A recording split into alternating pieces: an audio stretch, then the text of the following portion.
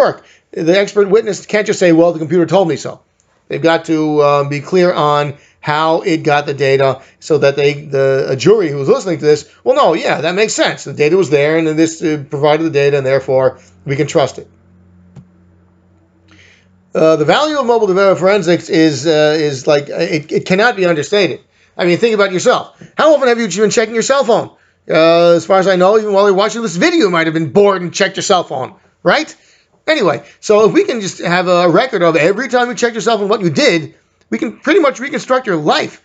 Again, if you have a cell phone and you're constantly using it, and that's the truth for many people, especially what they say teenagers, constantly on their cell phone, not listening to adults. Well, if we can get a record of what they've been doing on their cell phone, we can pretty much know exactly what their life is.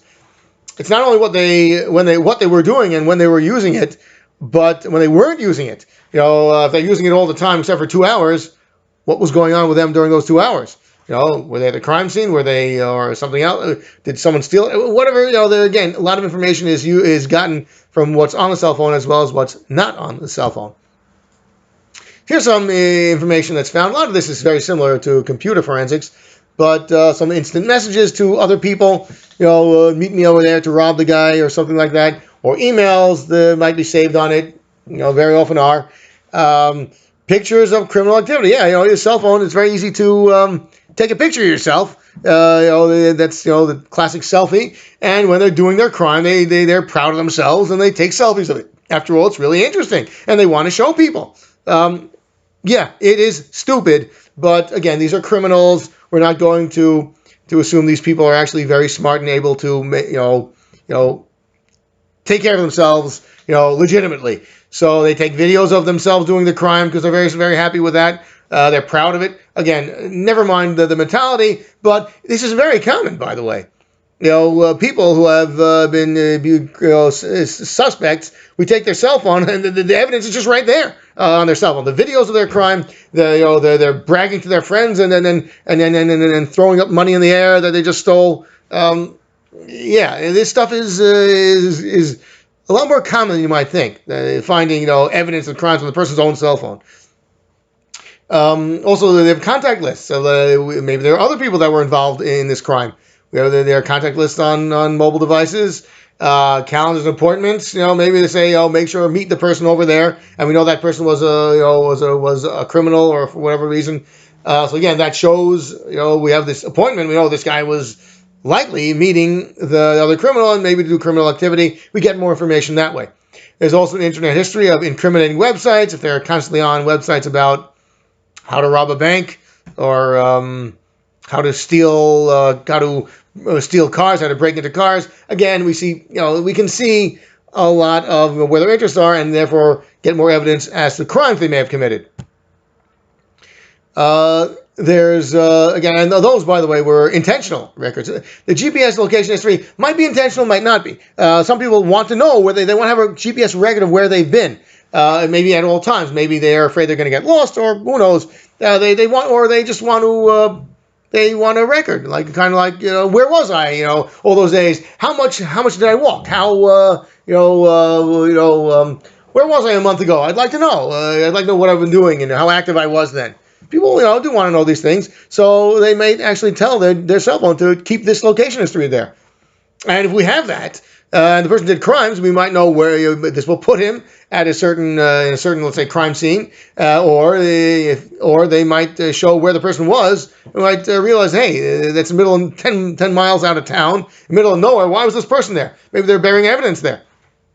And very often it's not intentional. That the cell phone, by the way, constantly tries to find where it is because you might use it as a GPS, global positioning system. You might use it to ask, where am I relative to the streets around me? It's a common thing people ask cell phones, so they very often automatically say, try to find out where they are. And this information might even be saved, in which case someone who picks up the cell phone will know where this person was.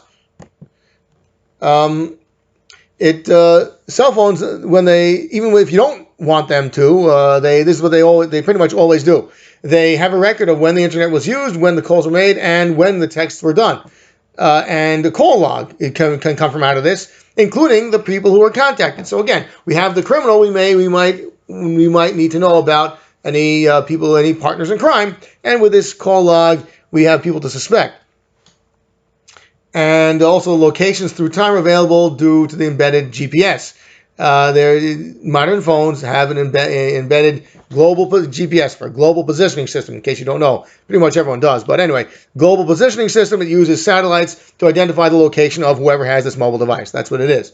Anyway, so we can find not only where they were, the location, but through time. Over the past day, 2 days, month, whatever it might be, whatever was asked to be saved, the locations, as time progressed, will be recorded on this cell phone. Or they can be, depending on what the settings were.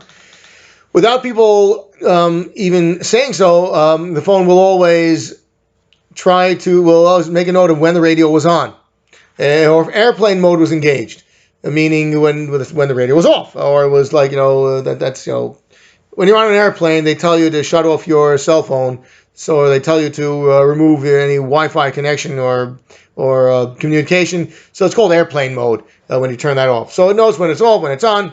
It also knows, you may not have known this, that if there is a Wi-Fi connection, an internet Wi-Fi connection, it will try to find it and it will make a note of this. Even if you don't use this Wi-Fi connection. If you're ever in a Starbucks where they have Wi-Fi connection for the people who want to stay in Starbucks, your cell phone will know. And it will have a record of, yes, I was in a Starbucks, no connection was made. It will tell you this. So again, this provides a lot of information for the person who actually can get it, when they analyze the cell phone. And sometimes, again, depending on the cell phone, it will continually register a location of where it is over time. And all this together is put in an organized way to form what they call a timeline.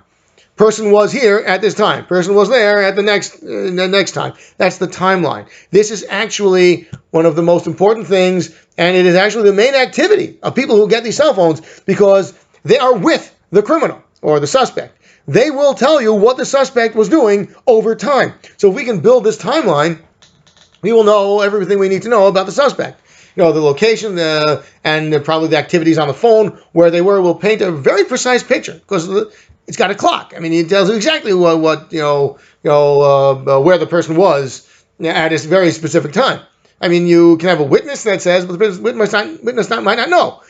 You might have not a dead body, but you might have a person left some evidence, and we know it takes a certain time before it decomposes or gets disappears. So we know the guy was there within let's say within yesterday or 2 days ago, or he was there within the past 3 hours.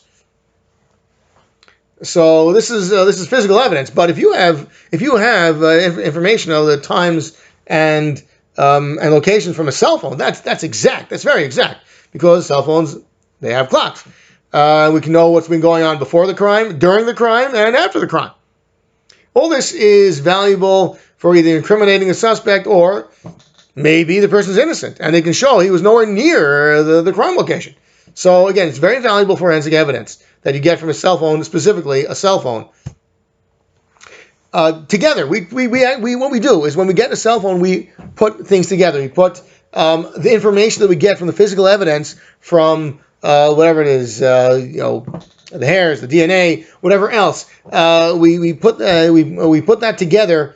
That also provides a certain amount of time. Let's say a dead body. We have algor mortis might have said, oh yeah, it was the body was dead 3-4 hours ago. That gives us a vague idea of when